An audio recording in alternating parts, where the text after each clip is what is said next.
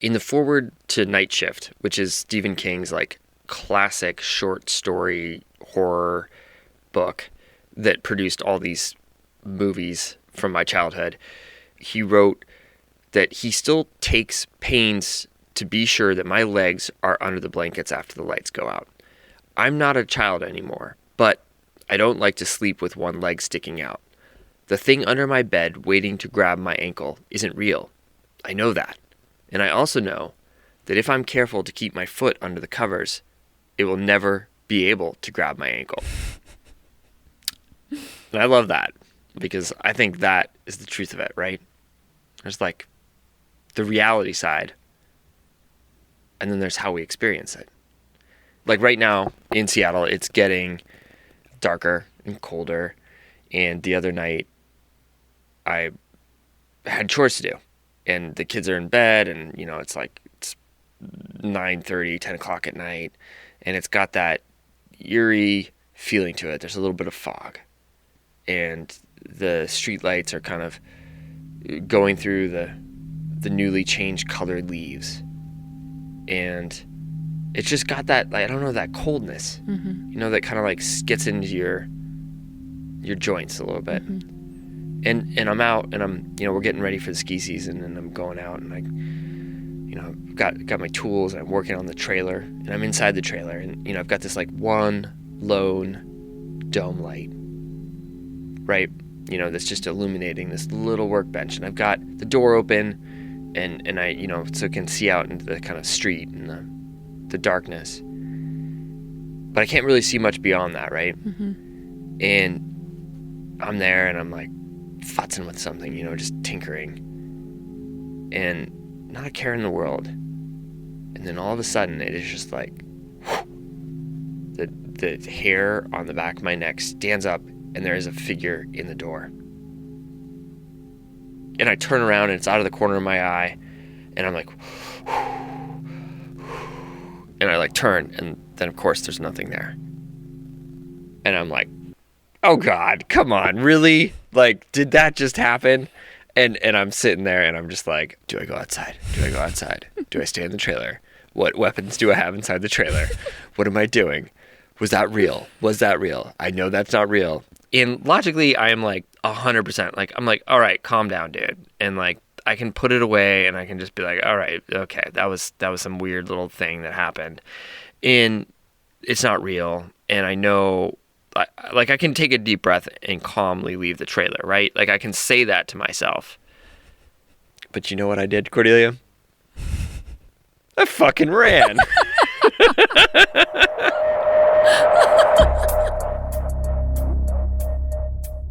Well, today we have terrifying tales for all of you. Disembodied footprints, dark figures approaching through the woods.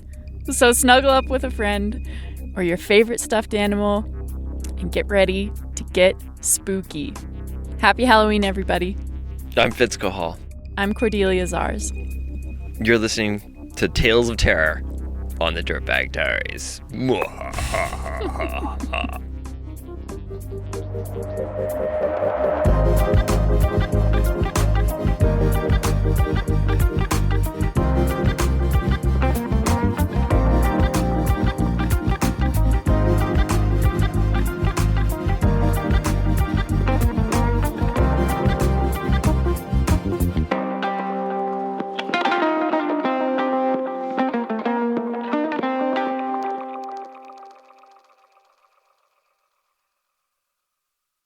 Perfect fall weather in East Tennessee often means warm days, cool nights, and bright changing leaves.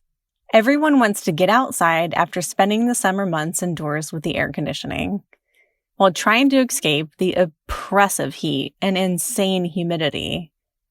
You can feel the energy from the climbers in this area once that first cold snap happens. One fall, 2 friends and I planned a trip to a climbing area just outside Chattanooga. We wanted to get our boulder-only friend on lead. She was ready and willing, but nervous nonetheless. We packed up to spend the night at a backcountry campsite so we could get 2 full days of climbing in. While this wasn't our home crag, we felt comfortable in this area, as hikers and swimmers frequented the massive waterfall along the trail. When I'd camped in the area before, I had made the mile or so hike to the campsite in the dark with a broken headlamp. A little spooky, but a full moon provided some light.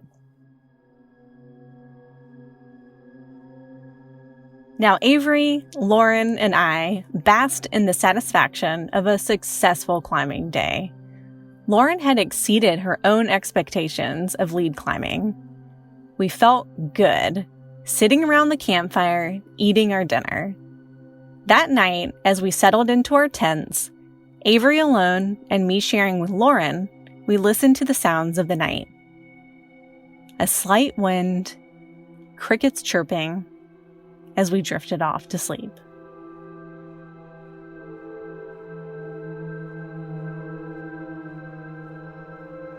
I woke up. Midnight? 1 a.m.? Help! Or was it, hello? Both? It was definitely both, as I heard the cries for help clearly through the tent. I lay still, hoping I was just dreaming. Help! Hello? Someone's really out there, and each time I heard it, they were getting closer and closer. The voice sounded female. She sounded scared. Yet I lay there hoping it would just go away, and we would joke about the weird dream I had over breakfast the next day. It didn't go away. It only continued to get closer. I would hear the voice, and then it would stop. Sometimes for 30 seconds at a time. But closer still each time it came back.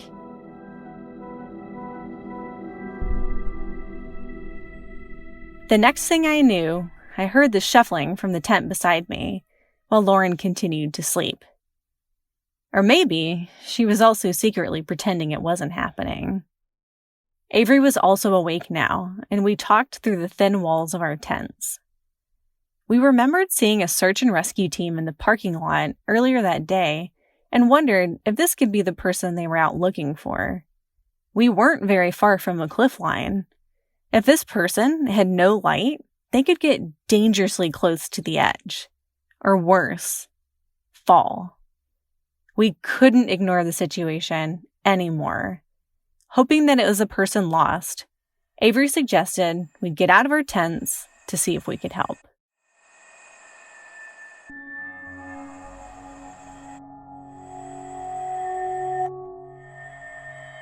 There she was, wandering closer and closer to the tent.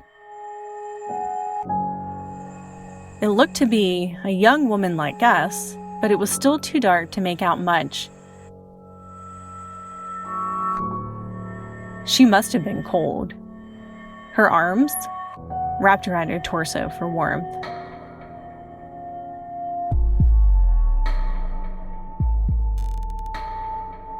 I remember thinking she looked a lot like me and Avery. Average stature, medium brown hair. I couldn't quite tell, but something was off. As she got up to the campsite, her yelling stopped. I could feel her looking right at us. We asked if she was okay. No response. She continued past us and towards the trail we used to hike in. Feeling freaked out, but still concerned for her safety, we hesitantly followed a bit behind as she walked ahead. Maybe we could get her to talk so we could help, or just figure out what had happened. As we continued down the trail behind her for a few minutes, we suddenly saw a light up ahead. A small light shining from what looked like a group of people. There were maybe 4 or 5 of them. They looked like college students who decided to go camping on a whim. not the type to be staying at a primitive campsite. I only heard the sounds of shoes on the trail. They stopped when they saw us, but the woman continued walking towards them, eventually merging into the group. We exchanged no greetings as we stood there in fear, uncertain about what was happening. There were a few moments of complete silence before they began walking away from us down the trail. Was this woman lost and now reunited with people who were out looking for her? Maybe, but wouldn't they have been relieved to have found each other? Wouldn't they have said something? And why were they out this far in the middle of the night with no camping gear? Nothing made sense. Suddenly, we remembered Lauren back at the tent, alone. We needed to get our own group back together. So we ran back in the cool fall air, goosebumps prickling our skin, to the safety of our tents.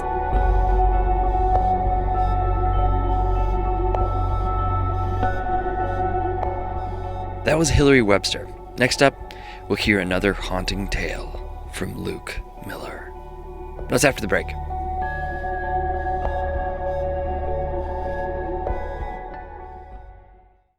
Support for the diaries comes from Kuat Racks. They've released the Ibex, an overlanding truck bed rack that handles substantial loads both on and off the grid, because we could all use some time off the grid, seriously. Constructed from lightweight yet durable aluminum, the black powder coat is made for all the nature you can throw at it. Available in different frame sizes to accommodate most truck models, the Ibex is engineered for adventure with versatile full and half-height configuration. It's an ecosystem of adventure possibilities. For more details, visit kuat.com. Kuat, because you will absolutely love this bed rack and go dope places. Do you have a resolution to adventure outdoors more this year? Make it happen with Sierra Club Outings. Leaders in conservation-focused, active outdoor adventures, Sierra Club Outings hosts over 250 small group trips every year where you can backpack, kayak, raft, volunteer, and more. These trips fill up fast, so reserve your spot at sierraclub.org/outings and use the code DIRTBAG to get $100 off. With Sierra Club Outings, it's more than just a trip. It's an adventure with a cause. We'll put a link in the show notes. Check out all the incredible trips they have and make that resolution happen. Hey everyone, it is that time of year. We need your shorts, your stories, because you power this show. We hear from so many of you that one day you're going to submit your short and send it to us at the diaries. Guess what? That moment, it could be right now. So make it a New Year's goal, or use it as an excuse to take a break from Uncle Joe at the holidays. You make this community, your voice is valued. You can find all the information you need at our website, dirtbagdiaries.com. Click on the Write Us tab, where you can find instructions and the submission form. Pay attention to it. It helps the cause. Trust me. Link is in the show notes, so take a moment, click on it, consider it, and then get to work. You've got until January 19th to send us your short. Once again, it's dirtbagdiaries.com/write us. Thanks. I married into a family that loves to hike and quickly found out that suffering can also be a family bonding experience. I slogged through my first miles of rough, muddy, bug-infested New Hampshire trails, but soon learned to crave the relentless uphills and knee-busting descents of the White Mountains. Up until 2019, I had only ever hiked in the summer and fall, but when we became residents of the Granite State, I began to consider hiking some mountains in the winter. I set my sights on an achievable goal to kick off my winter adventures. Welsh and Dickey are two smaller mountains in the southern White Mountains. The summit loop covers about 4 miles and offers stunning ridgeline views. I hiked it many times in the summer, so I thought it would make an easy first winter trek. So, the day before Thanksgiving, I woke up early, put on way too many layers, said goodbye to my wife as she got ready for work, and set off for the trailhead.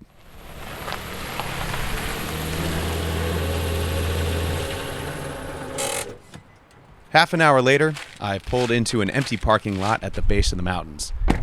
At 6:30 a.m., I flicked on my headlamp and navigated from my car to the trailhead. I had never started a hike alone in the dark before, and my mind quickly got to work imagining all possible worst-case scenarios. Bear attacks, fatal falls, frostbitten extremities, getting mobbed by a herd of angry moose. But I had to get used to these chilly alpine starts if I wanted to accomplish bigger, frigid endeavors. So I continued up the trail, dreaming of what it must be like on top of the presidential range in January, gazing across the frozen wilderness. What is that? I jumped backwards as a large figure came bounding out of the woods. Wolf, coyote, bear. No. Deer. Just a white-tailed deer. I laughed at myself, thinking how stupid I must have looked. You're totally safe, I reassured myself. Nothing to worry about.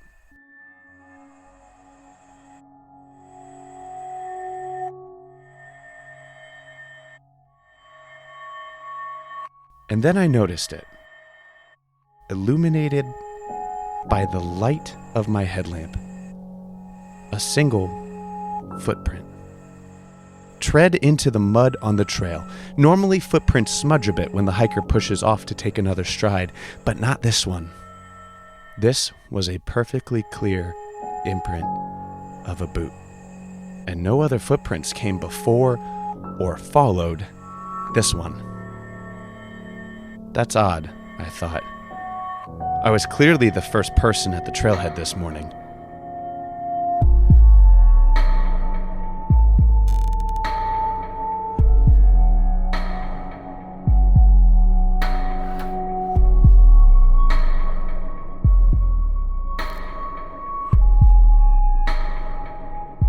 I shook off my discomfort and kept walking through the woods until I reached the exposed section of the hike, which traverses a steep granite face towards the peaks. Then, as if on cue, snow started to fall. It felt like a magical wonderland for a minute, and then I realized the fresh snow had covered all the trailblazes on the rocks. Struggling to find the path, I wondered if I should turn back. Nah, just a bit further. I fastened my microspikes to my boots for traction on the icy rock and squinted ahead to find the next blaze. At this point, the trail pivoted steeply up, exposing an icy runway towards the summits of Welsh and Dickey. I dug my microspikes as best I could into the glassy surface and kept moving towards treeline. Midway up the slope, I looked back down at the trail and realized I didn't really have the option of turning back at this point. The trail looked too steep and too icy. If I turned around now, it would likely mean a long and painful sled run. You know, just without the whole sled part. As the sun popped above the eastern horizon, I noticed a second footprint. Same size and tread as before.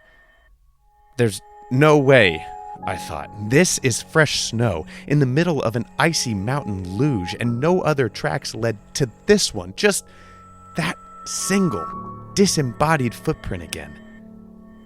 The only other tracks on the entire mountain were mine.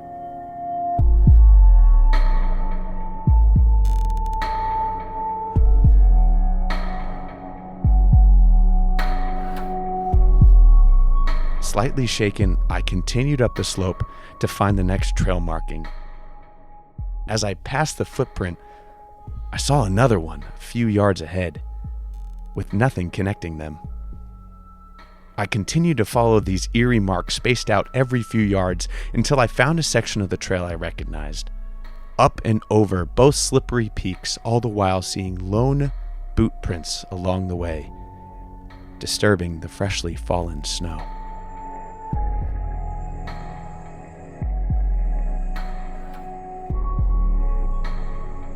I I eventually made it back down below tree line. The falling snow began to subside. I noticed the footprints less and less as I drew closer to the trailhead.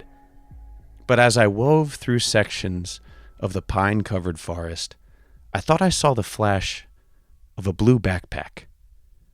I exhaled. I'm not crazy. Someone was making those prints after all. I sped down the trail towards my fellow hiker. I had no problem navigating the roots and snow-spattered leaves underfoot, but no matter how quickly I traveled, I couldn't catch up to the person I chased down the mountain. I'd see the same flash of blue just up ahead, but it always stayed just out of reach.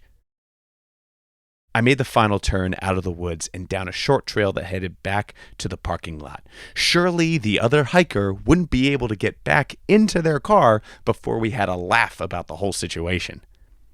I sprinted the last section of downhill, but when I arrived in the parking lot, I saw only 2 cars. My truck and one that belonged to 2 friends just packing up to start their hike. "Early day for you, huh?" one of them shouted up to me. We were wondering who got up early enough to beat us to the trailhead.